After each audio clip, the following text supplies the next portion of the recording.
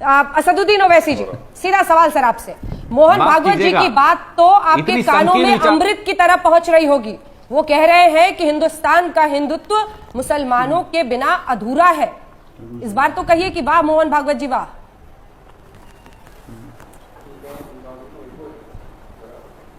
नहीं मैडम, आपको अमृत लग रहा होगा, मैं आपको मुबारकबाद देता हूं।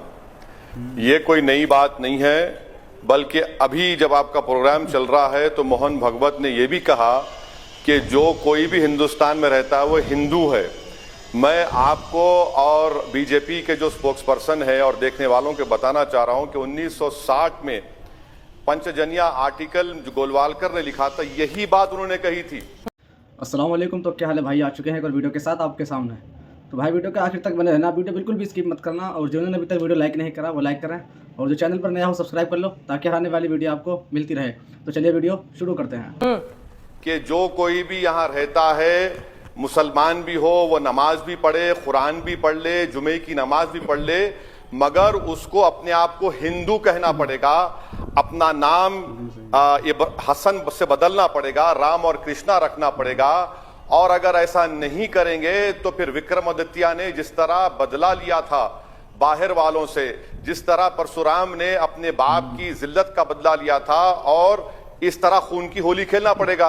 तो ये तो कोई नई बात नहीं है। और एक बात याद रखिए कि मैं कॉन्स्टिट्यूशन ऑफ इंडिया के लिहाज से जिसको अम्बेडकर ने बनाया, मैं इक्वल सिटीजन हूं। मैं मोहन भागवत या आरएसएस के रहमो करम पर हिंदुस्तान में जिंदा नहीं हूं।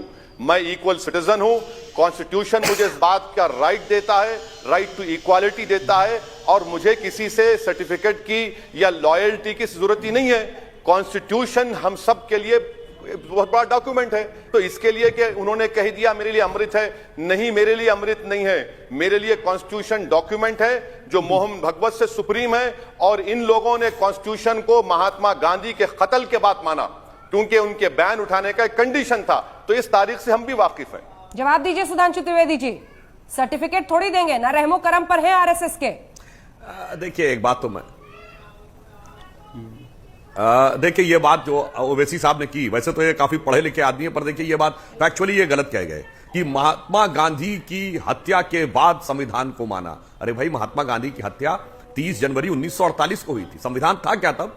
संविधान की लिखने की प्रक्रिया उसके पौने 2 साल बाद 26 नवंबर 1949 को कंप्लीट हुई, और 26 जनवरी 1950 को लागू हुआ।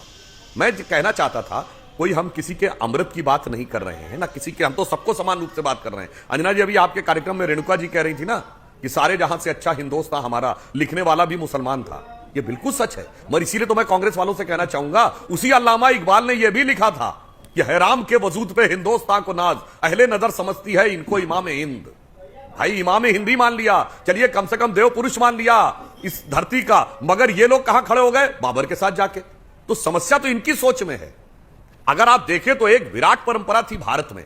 मैं एक छोटी सी बात कहता हूं, वैसी जी, हाँ, ठीक है, इतनी सूफी मजारे हैं, लाखों हिंदू वहां जाता है, तो क्या धर्म बदल जाता है इसका? क्या वो भारत की इस बृहत्तर संस्कृति का अंग है?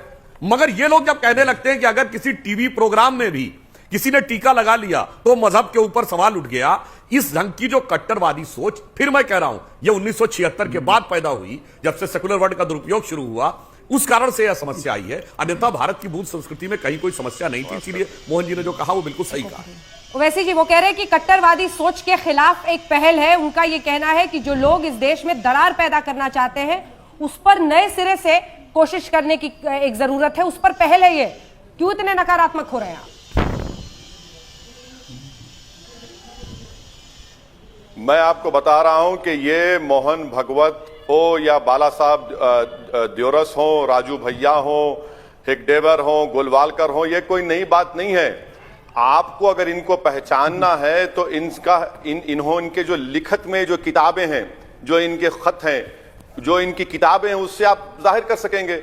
मैं बार बार एक बात पूछना चाह रहा हूं सुधांशु जी से कि कॉन्स्टिट्यूशन ऑफ इंडिया की आप कह रहे हैं कि, मगर ये बता दीजिए कि तिरंगे को क्या आपने नहीं माना? क्या गोलवालकर ने नहीं कहा था कि तिरंगा में क्योंकि 3 रंग है ये ईवल है? क्या ऑर्गेनाइजर 1947 में गोलवालकर ने नहीं कहा कि हम इसको नहीं मानते? क्या 1930 में जब कांग्रेस ने कहा कि अब हम स्वराज को मानेंगे, तो क्या गोलवालकर ने नहीं कहा था कि हमारा नेशनल फ्लैग भगवा ध्वज होगा।